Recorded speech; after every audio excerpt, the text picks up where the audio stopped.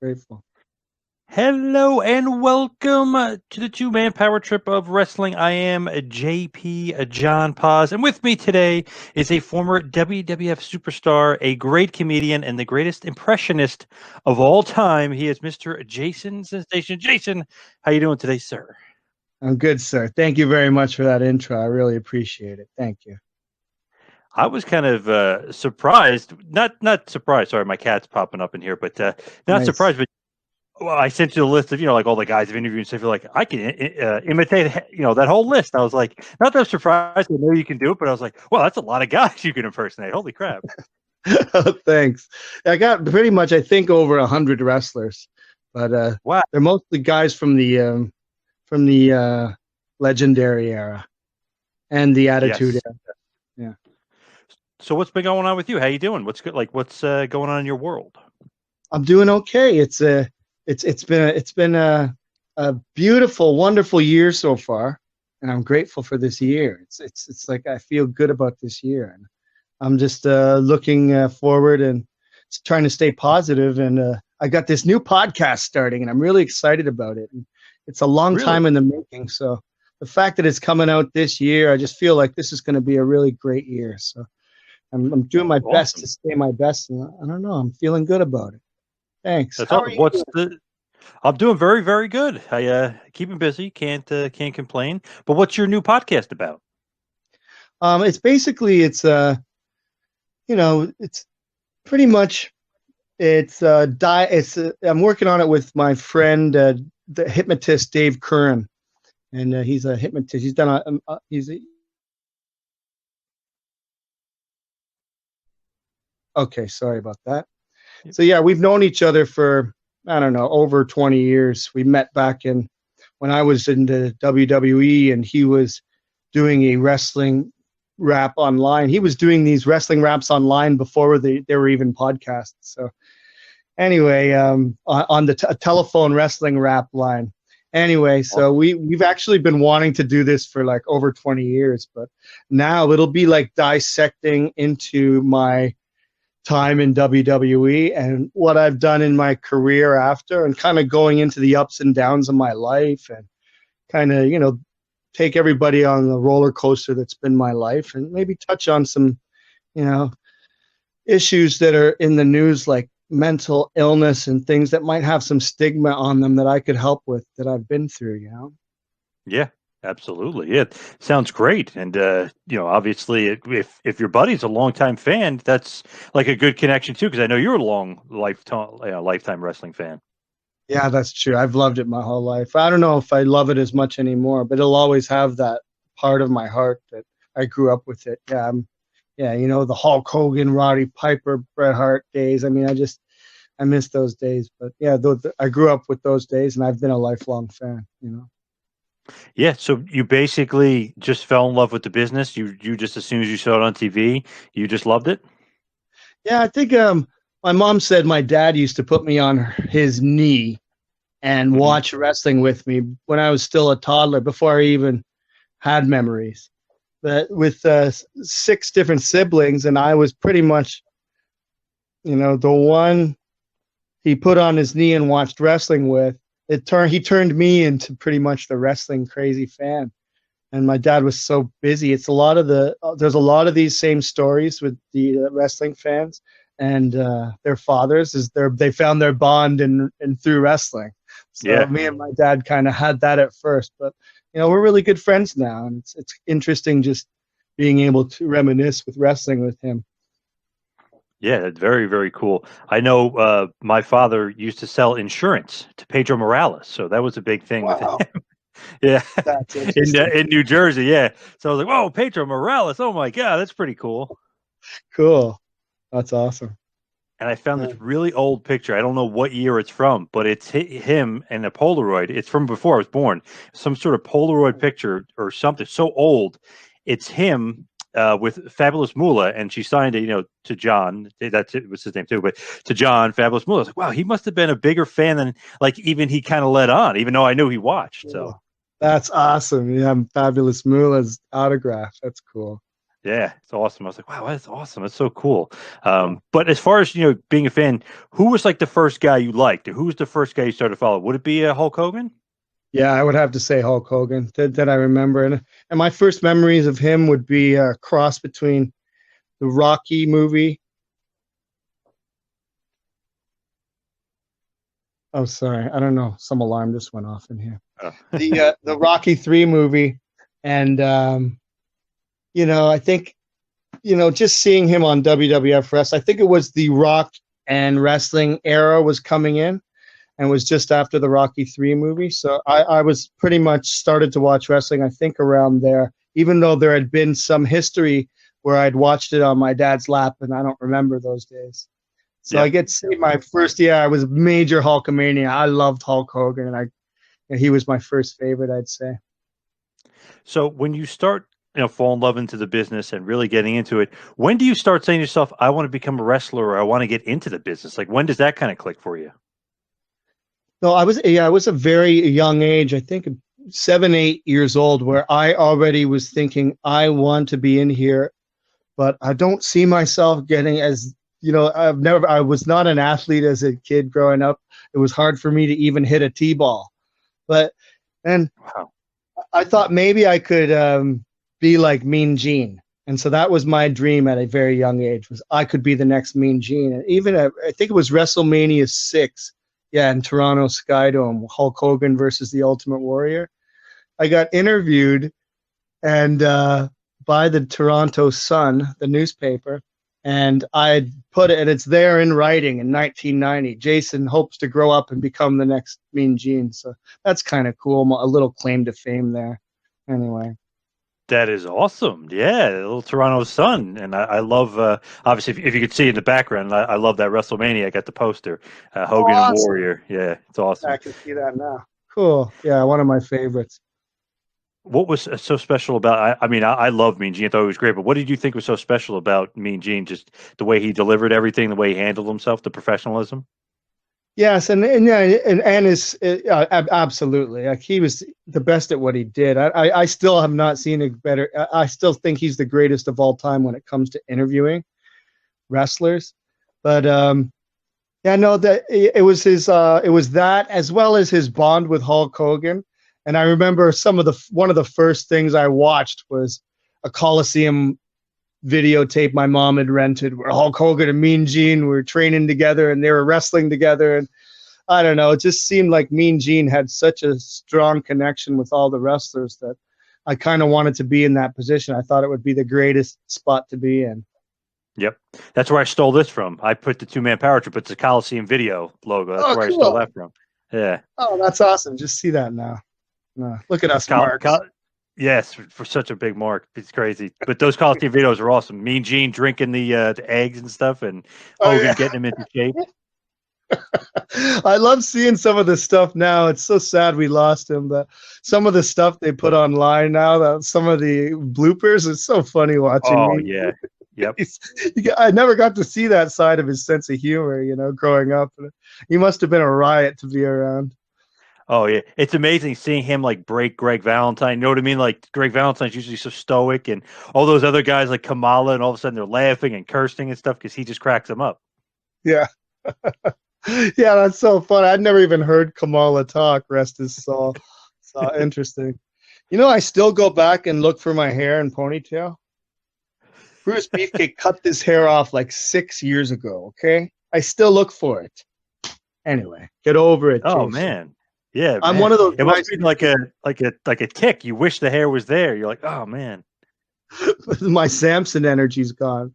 No, but anyway, I'm one of those guys. It takes me a lot to get over things.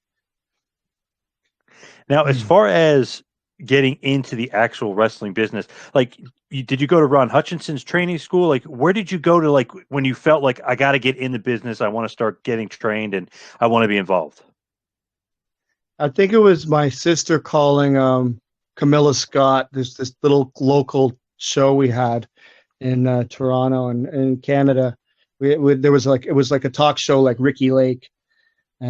Camilla Scott was the host, and my sister called and said my brother has a hidden talent of doing wrestling voices. At that time, I could only do 2 or 3, so I didn't even know this was a hidden talent. And so once I was on that show and doing voices, and then the crowd was asking me for voices I'd never tried before, and they were coming out naturally, I thought, well, maybe this was my way in. So I kind of started to create my character right from that. I can be a guy who does voices. How come I never put this together? And I could do the interviewer, but I could also do the voices. So I think it was then I had just finished broadcasting school, or I'd gone to broadcasting school. And as soon as I finished, I started sending the videos off to WWE or WWF at the time. And WWE Canada, WWE Canada was, they had an office, and I think it was Carl DeMarco, running the office. So I started sending videos to WWE Canada as well. So just hold on one sec. This alarm's going off. It's driving me crazy. Yeah. What is this alarm? Yeah. I don't know. It's my other phone. It's playing my playlist.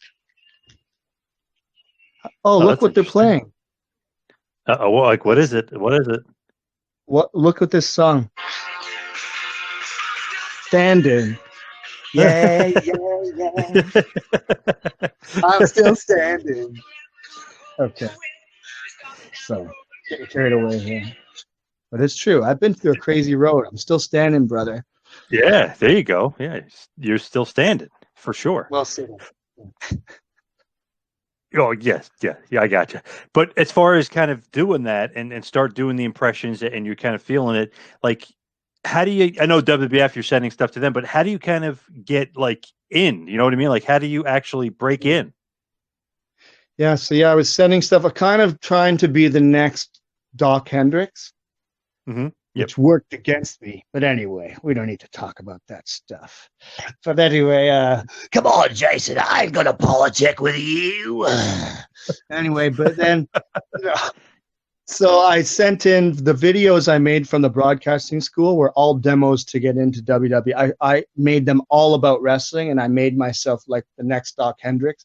And so I was sending these videos in, but it was really, I was I felt like I was getting a cold shoulder about it. And then I remember Owen Hart letting me I met him at a meet and greet. My girlfriend, Teresita, at the time, got me front row ringside tickets and a meet and greet in this Ottawa Corral Center house show. And I got to meet Davey Boy Smith and Owen Hart, rest their souls, for the first time in a meet and greet. And I was going so crazy doing these voices that I entertained them so much that Owen brought me in the dressing room, and that led me to meet Carl DeMarco. And so it was kind of like my foot in the door, pretty much. So Owen really helped me. Yeah, so he was genuinely just a sweetheart of a guy, I guess, right? Yeah, he was an angel. I really think of him as a human angel. I look at his life and everyone he touched. He lifted everybody he touched. He's just I don't know. I've said it before, but he's the most wonderful man I ever met in my life. And I'm so blessed to have known him and to have had my life touched by his life. He's a special, special human being. It just seems like nobody has a bad word to say about him, like, at all. I've never heard one thing. And wrestlers, they love to bury each other. That's true. That's so true. Sad, but yeah, so true. Out of context. Sad, but yeah. But anyway, what are you gonna do? Yep. So who trained you? Like, how'd you kind of break in?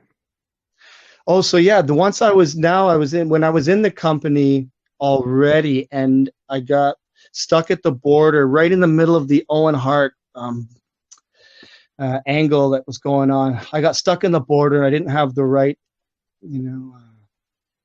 visa. I didn't have the green card, so I wasn't able. They caught me. They recognized me from Raw, and immigration held me, and I wasn't able to go back to Raw until and cross the border into the States until I had the right documentation. That was going to take them months, so it ruined my angle with Owen, sadly. But during those months, they didn't want me to go work for WCW, so I got a contract out of it. And then while I got a contract, I might as well instead of sitting at home collecting money, I took the initiative to go get trained instead of being put in a farm team or flown out and moved to somewhere else to become part of a part. I took initiative upon myself while I was at home getting paid to do nothing, to pay for myself to go through wrestling school and put myself through Ron Hutchison's wrestling school. So yes, it was Ron Hutchison who ended up training me. That's great. That's pretty smart by you that, hey, I'm going to learn this thing and I'm going to get good and, I'm going to really kind of hone my craft. That was really good on you.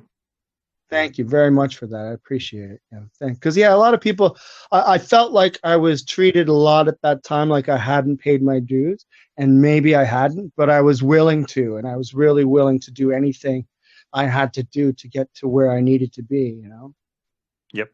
Now, were you a bit of a smaller guy? Obviously, maybe nowadays not with today's wrestlers, but then I'm guessing you were one of the smaller guys at the training school.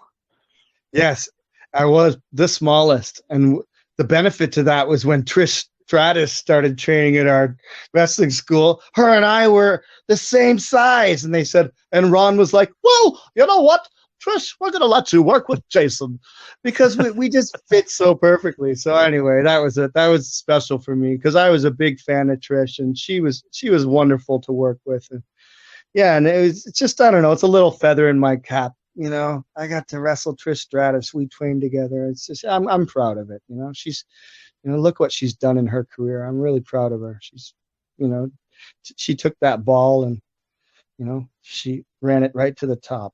Yep. You lucky bastard. She's a good one for sure, and a great wrestler actually as well. We used to chop each other. Woo! Too far. With obviously, Ron and Trish, who else was in there with you training? Oh yes, I don't want to leave anyone out, but what an amazing class. We had the late great Jaguar Vijay Singh. Sorry, I don't know if you know him. He's just top of my head. I'm so sad to have lost him. We lost a lot of people last year.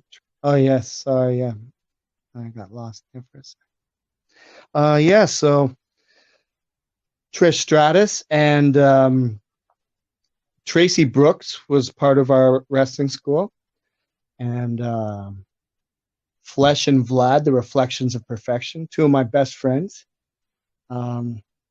We had Sin Badhai.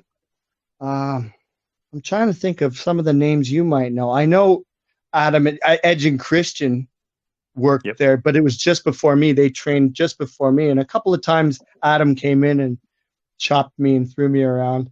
But yeah, it was cool when he would visit the class. Just because, everyone was, working to get to where he was. So it was cool to see someone who had been in that school succeed. Anyway, I know I'll be leaving out names here because there were a lot of greats trained by Ron. I mean, Jillian Hall, Beth Phoenix, Gail Kim,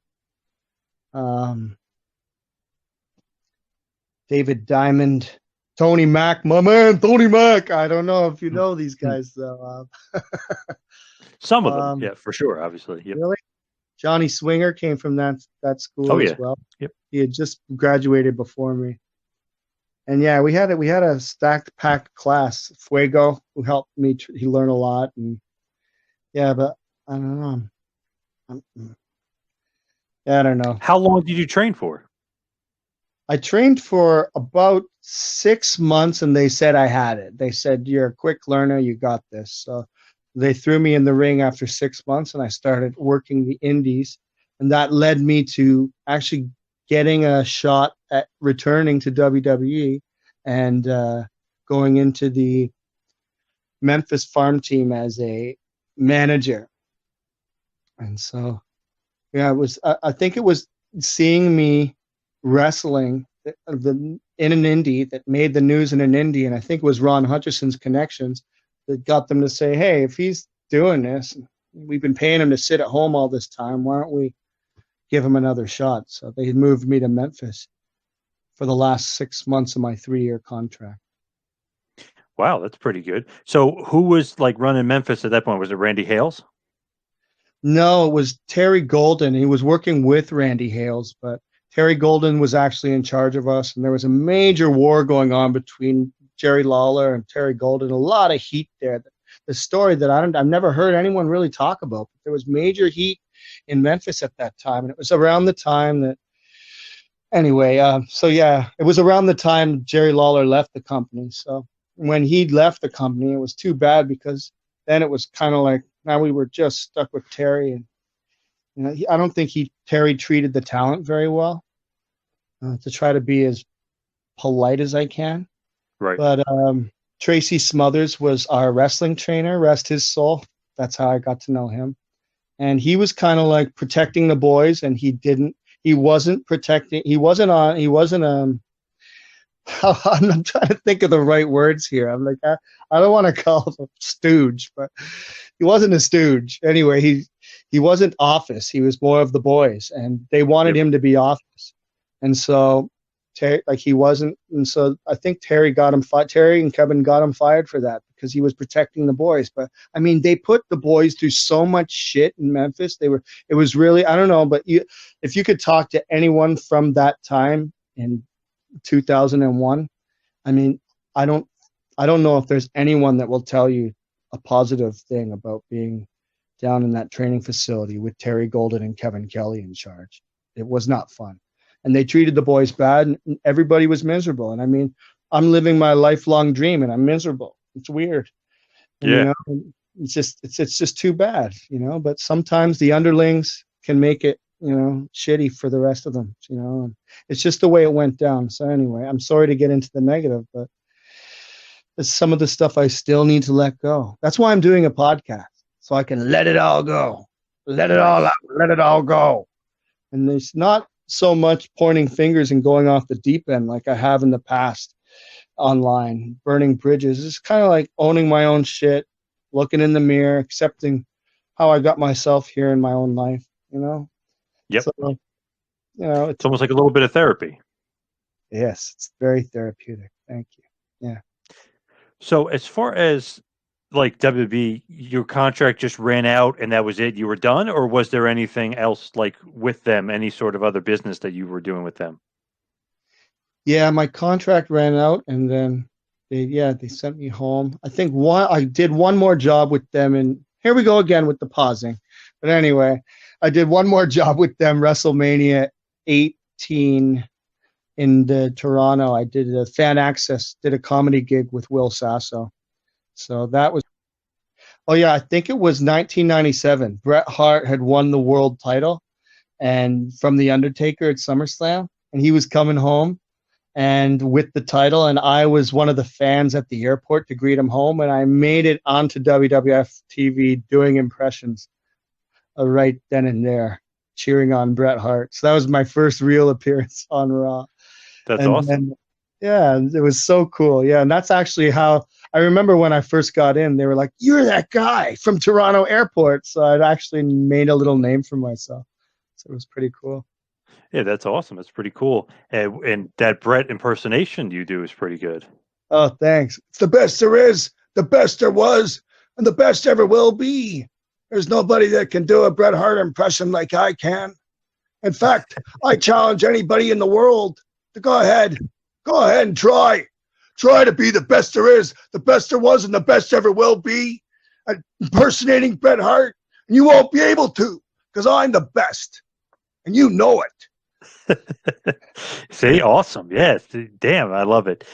That really could have been Bret saying that. You know what I mean? There could have been Bret. So what's next? What's like the next appearance as you're doing? Is that like when you start doing Owen? Oh yeah, no, yeah. So no, I was after I got my foot in the door with Owen that time. I think. Oh yeah. Then now I'd met Carl DeMarco. Now he's seen what I can do. Now the videos are already on file. Now Vince McMahon comes to Toronto to do Off the Record. Damn it. Vince McMahon comes to do Off the Record with Michael Landsberg. And Vince McMahon, Carl DeMarco introduced me then to Vince McMahon. He called me and said, Vince McMahon's going to be at TSN's off the record. You want to be there, Jason. This is your chance to meet him. Find your way to TSN. I'll introduce you to Vince. So next thing you know, Vince is in the middle of these 2 episodes he's filming, and I got to meet Vince McMahon in this moment, in between him getting grilled by Michael Landsberg. And he was just getting grilled, so he wasn't in a very happy place. So I was kind of like comic relief. So it was perfect timing to meet Vince. And when I did Owen Hart, I was like, I was like, Slammy Award winner, woo! And Vince's eyes lit up. He was like, I've never heard anyone do Owen Hart. He said, I bet you can't do Shawn Michaels. Nobody can do Shawn Michaels. And I was like, oh my wicked Shawn Michaels. And like Vince was like, we got to get you on air. So, I mean, it was that was the beginning for me. It was like Vince, it was a great meeting. Vince liked me, and I ran to him before. There you go. So yeah, I ran over to Vince just as he was leaving the studio, and I ran to his limousine. And I'm like, sir, please don't forget me. And he said, I would find that very difficult. And he didn't forget me. And so next thing you know, he gave me an opportunity to come down to WrestleMania for the DX public workout, WrestleMania 14. So that was like my first big shot with them. I got flown down to Boston, had never been on a plane. I got paid a lot of money that I'd never been paid for. I'd never been paid that much money in my life. It took me months flipping hamburgers to make that much money. And that was my first real opportunity. And that led to a interview in May where I came in and I actually did an interview in Connecticut with Kevin Dunn. And where Michael P.S. Hayes had to politic with me. He didn't want me coming in taking his on-air spot. Oh, boy. He sure took care of me pretty quick. Anyway. Nice. Love it. Awesome. That's just stuff I need to get over. Anyway, I will one day. I'm working on it. But do you do a Kevin Dunn impersonation? Kevin Dunn, Jason. I've never tried it. But he's kind of got like a rat face. Hey, Jason, what I want, Jason, I'm going to get you. It's almost like he's got that New York. It sounds like Russo, but it's not. It's not. It's like this one time he said, you want to talk to me? I'm going to get you to stand right. It sounds too much like Russo, so I'm not going to try it. Yeah, he told me to stand right here in this odd spot, and then he'd come find me. And he's like, if you move from the spot, I'm not going to talk to you. Because I had not been on TV for a while, and I was just like, why am I being messed with? But anyway, I stood in that spot for over 2 hours. I had to use the washroom. I couldn't leave this spot. And eventually I saw his truck rolling out of the building. He was just messing with me. So, yeah, good joke, Kevin. Good rib. You sure got me there. Anyway, so yeah, good times. But yeah, I don't think I can do a Kevin Dunn impression. Nobody really knows. Maybe you do, but that guy, he can't be replaced. He does the job of like 30 people. Yep. He's been Vince's right-hand man. He's pretty much the head producer. He's produced everything since Vince took over with TNT and everything. And I don't know. The guy's irreplaceable. I mean, no, he doesn't get the credit. He doesn't get the credit, even though he pissed all over him. He's awesome. And something that I never really released this kind of information. Nobody really needs to know, but once a year I talk to Kevin Dunn. So he's been really, really cordial and nice to me. So I don't know, everyone has an opinion, but he's really cool. It's not what you know, it's who you know. And that one's important. Yeah, no, but that's cool. Yeah, good for you. Yeah, it's one of those things like, wow, I'm surprised. Tell me, talk to him. Tell him I said hello. And tell him peace, please. Peace. Yes. It's one of those things. It's like, nobody really knows much about him. He's kind of mysterious, but he's like, this big, Wizard of Oz. You know what I mean? He's the number 2 man. That as well. The Wizard of Oz is perfect because he's the guy behind the curtain, making a lot of magic. You're right. Yeah, without him, I don't know if a lot of this stuff, goes down the way it should. His production is number 1. Yeah, spot on. He will never be replaced. It's the best. So when they bring you onto TV and you're going to play a part on TV, well, actually, even before that, after you leave the building that day, what's your position? What's your role? What are you going to be doing? So, which day is this? When he leaves the building, he played the rib on you. Like what's Oh yeah, no, that was in the middle of me not getting any TV time. Now I have my contract, I have my green card, and now they're just not writing me back in the script. And so I took a bus down to Connecticut and went to one of the Raws just to talk to everyone, to be like, guys, like, what's going on? What do I need to do to get back on? And JR loved me for it. Russo loved me. JR was like, so resilient, man.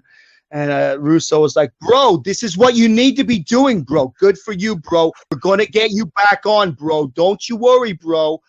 So I don't know. It just felt like Kevin messed with me for that night for some reason. And that was just a sad night. I tucked my tail between my legs and walked out the building and back onto the bus and headed home.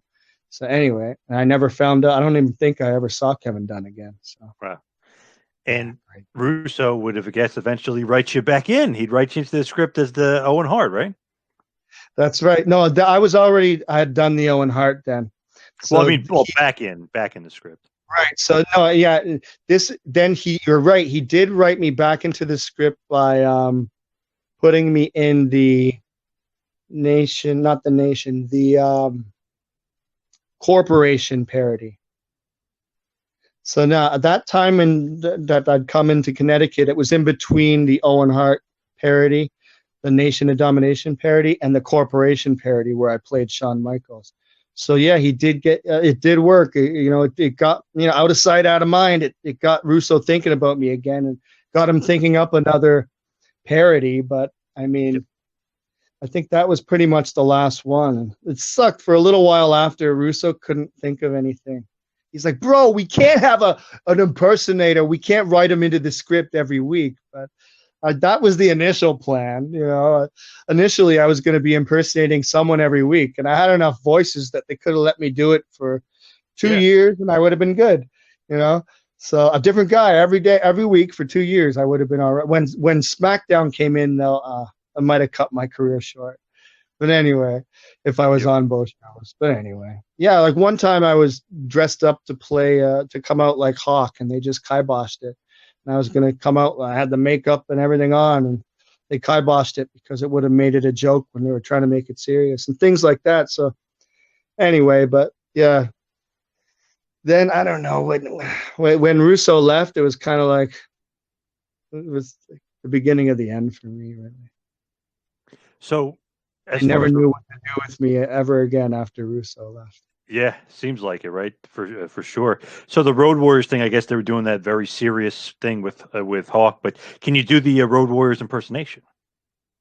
Oh yeah, I was working. I got to hang out with them all day. Rest both their souls now. Jeez.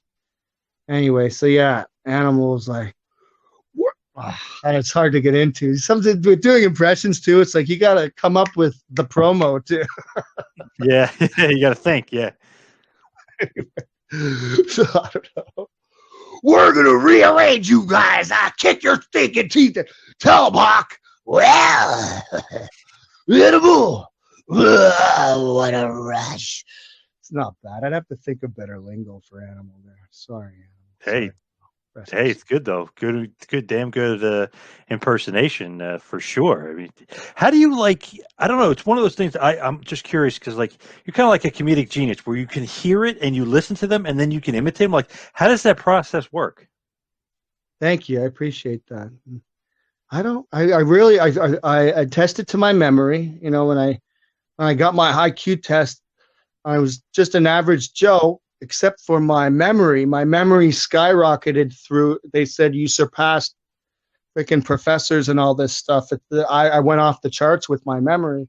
So I think that it's, I think it has a lot to do with memory, actually remembering this voice and portraying it out. But the magic in it, the real magic, I think, is that I can't do any voice in the world. It's just something has to trigger in here, and then it can. It almost has to be a voice that inspires me.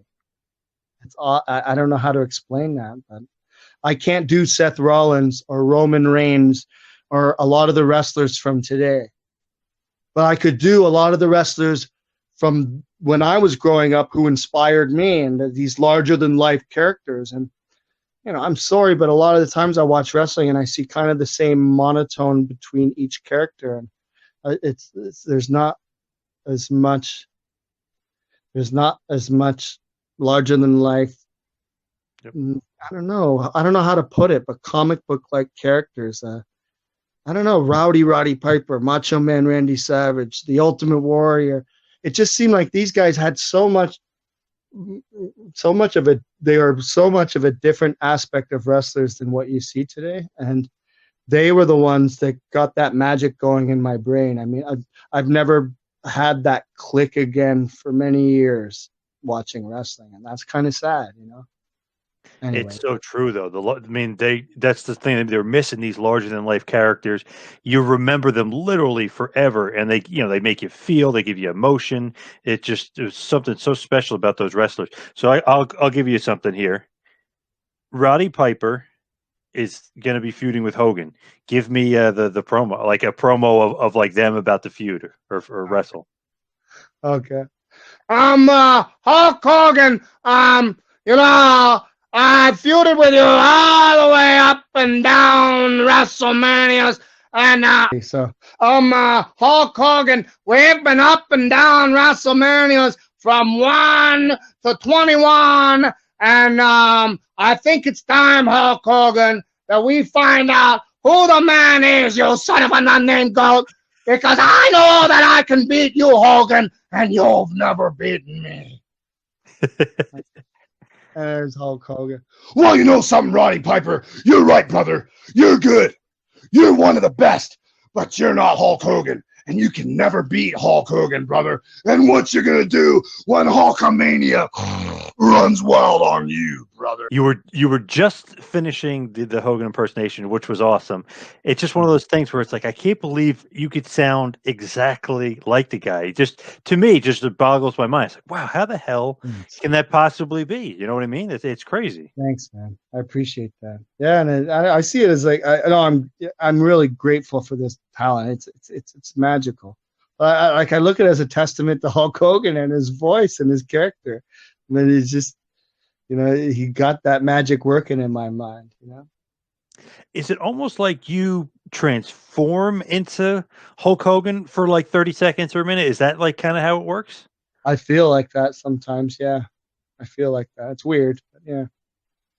So, like, how does that process work? Like, it's like mind-boggling to me because it's like, okay, I could do like a Macho Man, but it's me. It's my voice kind of doing the Macho Man, but it still sounds like me. Yours actually, I mean, that really sounds like Roddy Piper. Thanks. Yeah, no, it's scary. It's scary too. In its own weird way, you know, not in a bad way, but it's just like nuts. But yeah, no, I boggle my own brain sometimes, and you know, it's like, I don't know. I can do these voices and then look in the mirror and I'm just not as big or strong as these guys, you know. So it's just it's interesting. I don't know what words to describe it, you know. As far as like those wrestlers, did they like you doing the impersonations? Do they think it's funny? Do they not like it? What's their opinion on it? I think the majority of them really got a kick out of me. In fact, I think I actually got signed to a contract because I made so many guys laugh. And, you know, there was a point, one of my first times backstage where all these guys surrounded me and I had maybe 30 wrestlers surrounding me, 30 guys that I idolized surrounding me, getting me to do voices. And I think it really, because of the way they all the boys embraced me, I think that's why I basically got a 3-year contract. It's just something started to happen on the road afterwards. Now, this was all fun and fine and dandy when everybody was getting entertained backstage. But when it started to go out on the show, before I did Owen Hart, or even after I did Owen Hart, during, I was out hosting. I mean, I was surrounded by so many of the boys at this one time. And then I think as time went on and I started to, they started getting me to host the shows on house shows. So I would actually come out at the beginning of house shows and do impressions before the house show. Now, the problem with this is where it started to become a little bit of a problem, because now I'm, finally The Rock has come back to Toronto. Or, oh, you didn't know? You're back. Oh, somebody. I'm doing this at the beginning of the shows, and these guys are backstage watching themselves, watching their gimmicks getting used. And then when they come out to do their gimmicks, it's not as big as a pop.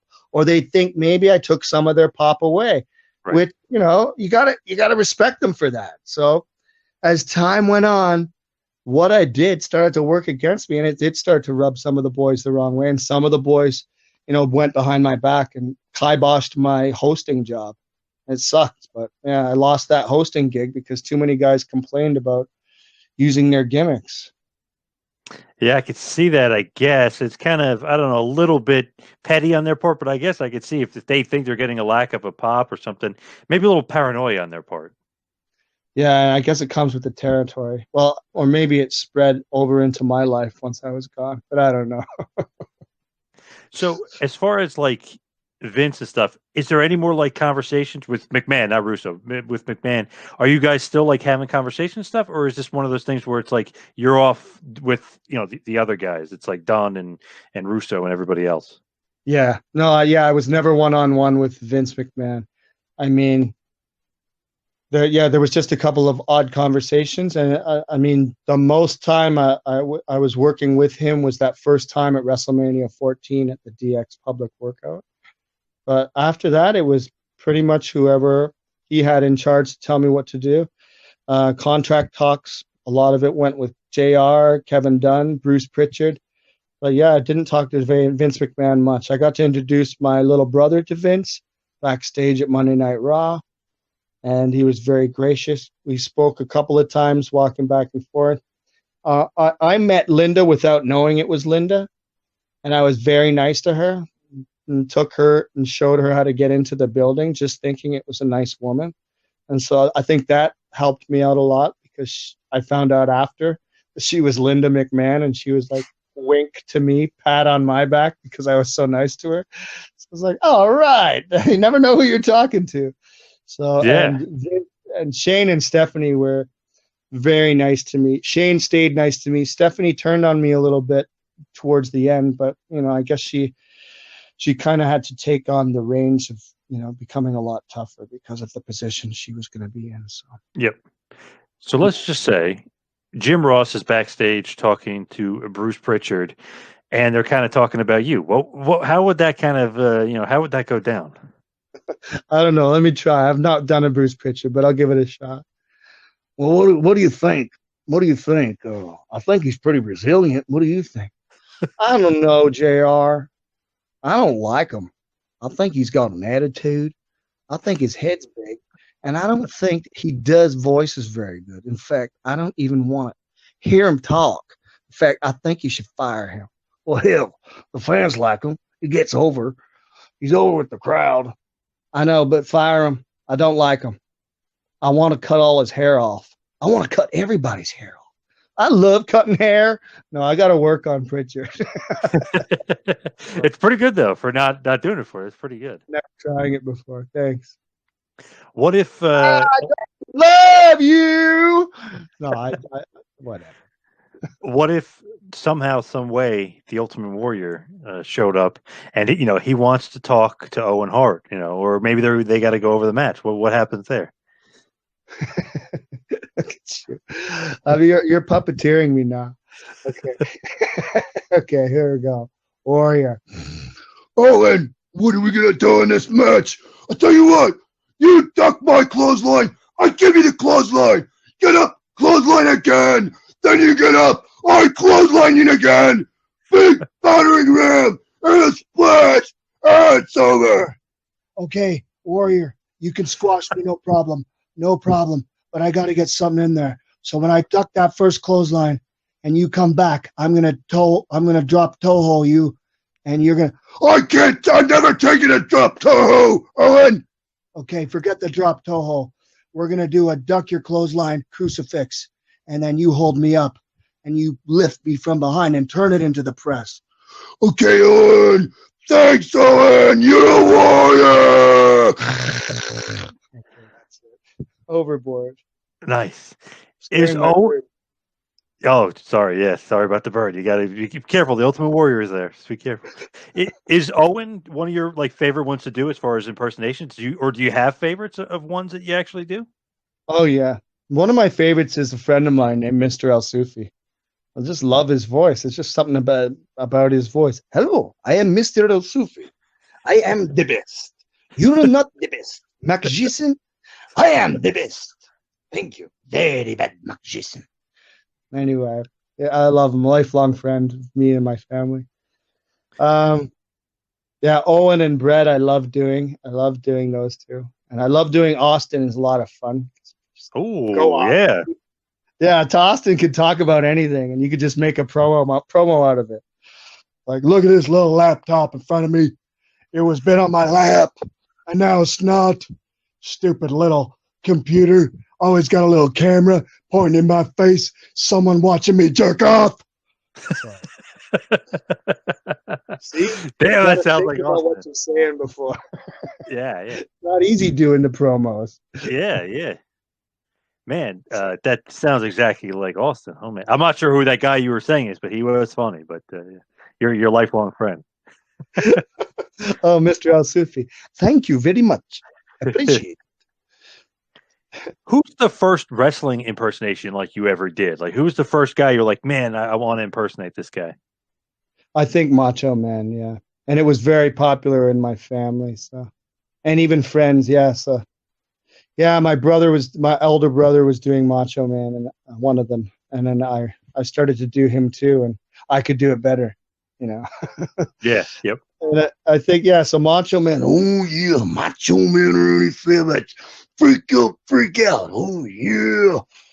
They got, yeah. Anyway, I lost it there. Went right into Macho Madness.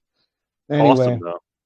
Could you see my face there, or had it already snapped off? No, just at the end, you snapped out of it. You snapped out of the Slim Jim just at the end there. Okay, so you still caught it.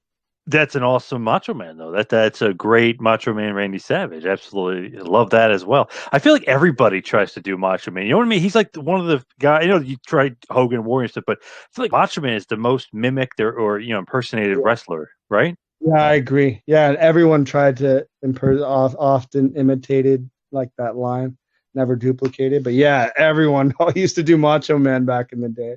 Still, people impersonate Macho Man to this day. Yeah, just saw somebody online literally earlier today. I'm not sure if it was for like our buddy Hannibal TV or something, but I saw somebody was doing a Macho Man impersonation like yesterday or earlier today or something. I saw it on Twitter. I'm like, wow, still doing Macho Man impressions. That's awesome. That's awesome. Yeah. So, but Macho Man is definitely, I'd say, he's probably the most mimicked or imitated wrestler ever. I don't know. I just feel like everyone, because you can do the deep voice. Yeah, you know what I mean. You can almost do it. He's kind of easy to do. Yeah, exactly. I agree. It's too good. Yeah. And yeah, everyone always tried to do I'm sorry. Yeah, I still see it to this day. I mean, everyone wanted to impersonate the Macho Man. What was that line they used? Often duplicated. Often imitated, never duplicated. There you go. Yeah, that's it. Yeah. What about the Nature Boy, Ric Flair? Do you do a Ric Flair? And then that was my second one I learned. And that just came out accidentally, naturally, when my brother was brushing his hair and he had long hair. And he used to work out and he'd do these Lex Luger poses. So one day I was trying to get in the washroom and he was brushing his hair for so long. I finally popped in the door. I'm like, Luger, no one needs your hair to be so pretty, Luger. You want to brush your hair, brush it in your own room, Luger. And I mean, that was the first time I'd even tried Flair and it just came out naturally. Now I can even do a Lex Luger. Who else in the world can impersonate Lex Luger? Huh? Right. Okay, here goes. I am the total package. I am Lex Luger. 4% body fat. Stinger, I love you. Ah! Come on. Who can do that? Yep. Well, yeah, you don't hear many Luger ones. That's awesome. Yeah. Do you do Sting as well? Sting's a tough one. I've never really felt like I could get Sting down pat, but I'll give it a shot. It's showtime. It's Joker Sting. Joker Sting. No, I'd have to work on it. He's like one of the top legends. I'd have to really work on it to try to do a good Sting. He's one of those guys where he would do the ow and the stuff, but sometimes it's not like Warrior where he's getting into a character and he's good. You know what I mean? Sting would get into the character, but not like boisterous. He would kind of use his normal voice a lot. That's right. And so if I'm like, it's showtime, folks, I can try to sound like his normal voice, but I don't feel like it because it's so normal. Yeah. I don't know though. No offense to him. Oh yeah, it's one of those things where it's like he just is almost too normal voice cutting promos and stuff. When Flair, he's got the inflection, he's got everything else going. Macho Man, obviously, Warrior, they're doing this crazy stuff. Piper's going up and down. You know what I mean? He definitely different voice. Yeah, and almost like the Joker Sting, I can feel like I can impersonate him better. And that was kind of like him pushing out this whole new character, So it's interesting. Yeah. Yeah. So as far as yourself and actually like in the ring wrestling, having matches, you've wrestled some like big time names and some big time legends, right? So who have you been in there? I know you've wrestled Abdul the Butcher, but who else have you got in there and wrestled? Yeah, that was a crazy match. So yeah, I've had a match with Victoria, who was known as Tara in TNA. Yep. And we wrestled a few great matches in Memphis. Let me try to think of some. Kurgan. Yeah, that was a big match with Robert Maylett there. He's a great guy, man. We got along really good when I was in the company. We had some great laughs together. And the twins, the Megan Boy twins, the guys who handle the Iron Sheik and Virgil, they're working on a Rock movie, I heard now. Man, he's good for them. Wow. Anyway, yeah, awesome. Anyway, they hooked me up a lot, like because we were, I don't know, I was kind of in their clique, friends with them. They would give me some of these matches where boys would be pissed at them, like, well, why are you letting Jason Sensation have this match? But I think, they didn't pay me the big dollars, so they could get away with it that way. Right. And also because it was a comedy for them. I made them laugh, and they knew how important it was to me to have these matches. So it was a win-win. You give Jason his little dream come true to help his career, get a resume, and then we get to laugh, and we don't have to pay as much for a main event match, So it was kind of a win-win. So really, it's a testament to the twins for allowing me and booking me into some of these matches that I got them. But yeah, when Kurgan was coming, I was like, please let me work with him. And they did. They let me work with this David and Goliath match. And I mean, it was so much fun. I remember one point of the match, he's giving me a backbreaker, and I'm selling so good that he stops the backbreaker. And he's like, are you okay? I'm like, brother, I'm selling. It was so funny that he cared too much. He was so worried about hurting me. He was like, what a good guy. But anyway, I was really proud to have wrestled him, and he took care of me so well. Did you have the typical Abdul the Butcher match when you wrestled Abdullah? Yeah, we couldn't even get in the ring because of his hips were so bad, the poor guy. But he mutilated me. I mean, I told him Balls Mahoney, rest his soul, was there. And Balls Mahoney came to talk to me before, because this was a shock to all the boys. This one was nobody would work with Abdullah. And they asked me because no one would work with him. And Balls Mahoney was already booked, and he was willing to come out at the end, but anyone else on the card didn't want to work with Abdullah, and they were afraid of. And I wanted to show the boys my balls. It's like, I've already, all these years in the business, I don't get any credit for having balls, but I do have a nice set, and I am tough, and I can stand, and I'm not afraid, and I will go up, and I'll take whatever. And I kind of, all the boys have always, I've always felt like I didn't have the respect from the boys of how tough I really am. And I felt like that night, whether it was in front of 10 people or 10,000, I felt like I earned that respect. Even just to myself, I felt like I proved it to everybody. But anyway, I still didn't realize what this guy was going to do to me. And I mean, he said he was just going to cut me one time, And then he was going to mess around with that cut, and it'll get enough blood out of the one cut. And he showed me the blade, and I'm like, how clean is that? And I brought him this, so gross. But anyway, I brought him like this alcohol spray. I'm like, can you please, why do I need to do that? And I'm like, just do it. Just put the alcohol on it so I feel safer about it. So he put the alcohol on it, but then he was still just wrapping it up into his dirty hands. And I was so worried about that blade. Anyway, then we get in the ring, and I was so worried about the blade. I think I had mentally made it so that blade wasn't going to be a part of the match. So the blade disappeared.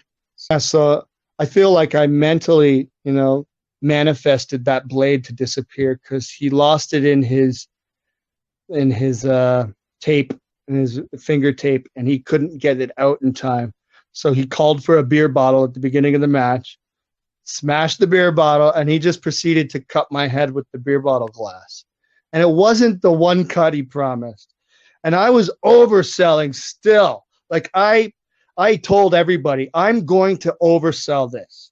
Okay? But so I'm overselling, and it's bugging Abdullah. He doesn't like it that I'm overselling. He's like, stop wiping the blood. Stop screaming so loud.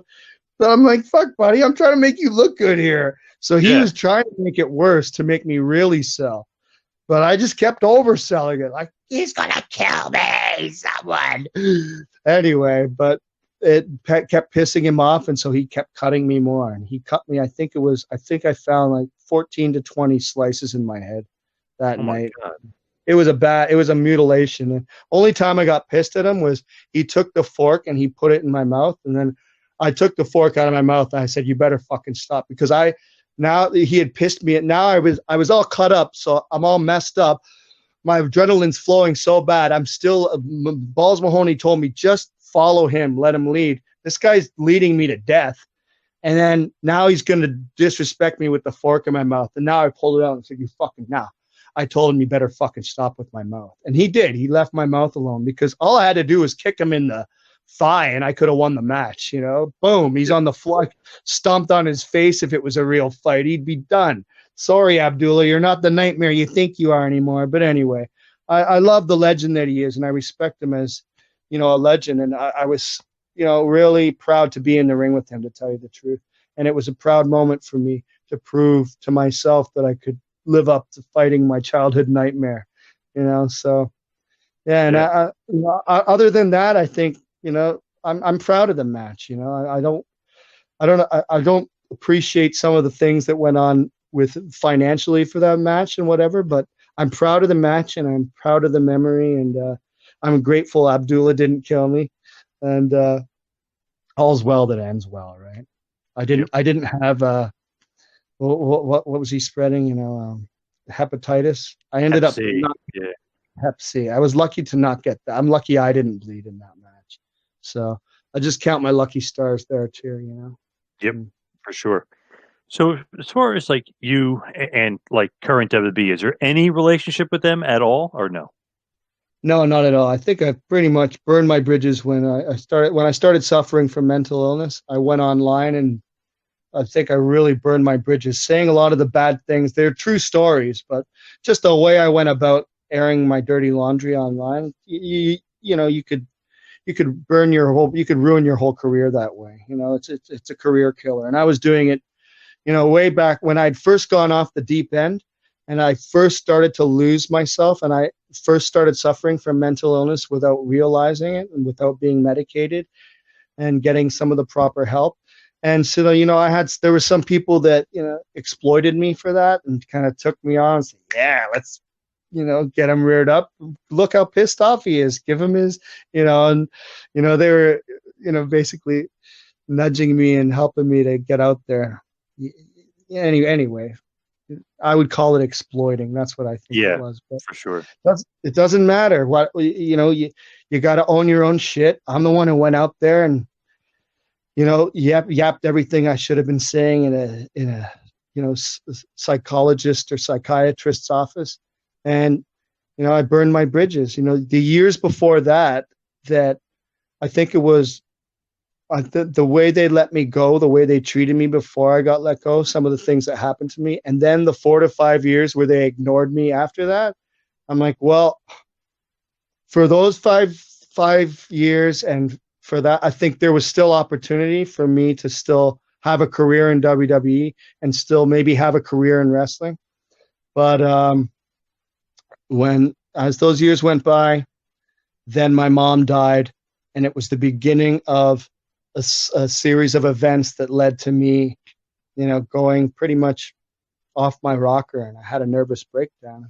It's kind of a lot of the stuff began in the WWE, and a lot of the things that happened to me in the WWE, they kind of started messing with up here. And when WWE's contract was over, it really messed me up. It took me so much to come out from that. I was beyond suicidal. I was really messed up coming out of that WWE contract. So, I was grateful to get another opportunity to someone recruited me to work a security job when, I don't know, I was almost dead. I was rotting to death. And it was kind of a new grip on life, and I thought I had another chance at life, and boom, some other piece of shit comes to destroy that. But that's life. Your life is going to be a yin yang. It's never going to be a smooth sail. It's going to be an up and down, and that's what I've learned. Life begins at 40. I mean, but you really start to get it at 40, and I don't know, I start to get it at 40, and I'm just like, well, life's going to throw curveballs at you, and you got to be tough, and you got to be ready. And mentally, I wasn't strong enough to deal with it all. I broke mentally, but I'm working every day on rebuilding myself mentally. And, it's a struggle, but we got to keep trying, Yeah, it's good to see you're in a good mental space right now, and you're realizing it and moving forward, and it's very, very good. It's very healthy for you. Thank you. Trying. I appreciate that. Trying my best. Now, as we head towards the wind down and head towards the finish, I got to ask, what's like the biggest, more positive stuff, obviously, like the good stuff about WWF. What's like the biggest moment? Would it be the Nation DX, the impersonation, the parody? Like, what would be like the high point? Yeah, definitely. That would, yeah. For those 3 years, that was, the parody dressed up as Owen. When I came back into the dressing room, I had so much that being out in the ring and then coming back in the dressing room, I had so much respect from the boys. I had done a good job. And I just felt like my whole life climaxed, everything that I dreamed of and believed in. All the times I was running up on stage at school doing wrestling voices, now it all led to the wrestling. Now I was in the middle of a wrestling ring. The dream came true. I really made it. I did a good job. I did my best out there. I knew I was going to do good. And then I got that from everybody when I came back. And you mix that with the next week with sitting beside the King and JR and Shawn Michaels, and then Owen putting me in a sharpshooter in the ring. And I mean, just that whole 2-week, 3-week segment thing. I mean, that you can't top that for a wrestling fan. I mean, I don't know if I could go back and choose one wrestler to work with, I would choose Owen Hart, and it's such a perfect dream come true, and all the stars aligned and made for this beautiful, wonderful, memorable moment that is still so happy in my heart and so true to my heart. And I'm grateful for that memory. Do you remember possibly your best line? You are not a nugget. Do you remember saying that? Oh yeah, I'm not a nugget. I think it was, and JR. I mean, the King gave me a lot of the lines I'd said the week after, like, I know I'm late, but my nose got here 10 minutes ago. The King was shooting me all these jokes before I went on. He was very helpful. He was like, to me, he was like the opposite of Michael Hayes. Michael Hayes, sorry, but this is just the truth. Michael Hayes was out there politicking with me and trying to ruin my career while he was pretending to help me. While JR wasn't afraid to lose his spot. He was secure with himself. He didn't mind making me look like $1 million, even though I could have been the guy to replace him one day. And that's how I attest to the King's such a great guy. And I'll always remember the King for that. You know, there's such a cutthroat business where everyone's so afraid of their spot and everyone's trying to screw everybody over. The King's not worried about a thing, and he'll just try to make everybody look like $1 million. I'm really grateful to Jerry Lawler for that. That's awesome. Do you do a Jerry Lawler impersonation? It's like Sting. It doesn't do it justice. Ah, the King, ah, puppies. I can like shoot out different things like him, but I can't really, you know, I can do Andy Kaufman making fun of him. Well, that the field in the farm, that boy you talk down there in Memphis, Tennessee, Mr. Lawler. Dude. Sorry. That's an awesome one for sure. Now, what's going on with the podcast? When is it coming out? Where can we hear it? Like, what's going on with it? We've already recorded a ton of episodes. And I mean, this is, you know, thanks very much for this, by the way. I appreciate it. Thanks. Because I'm a fan of your guys' show, and you've done so well. So this is you know, you're doing me a huge favor. So thank you very much. I'm really grateful. Thanks for having me on. So, where's it going to be? I'm not sure. He's taking care of everything right now to get it online. So follow me at Jason Sensation X on Twitter, at Jason Sensation X. And more information will follow this week. It's going to be coming out next week for sure. So it's just that please keep watching at Jason Sensation X, and all the details of where to find it, when to find it, how to find it will be on my Twitter.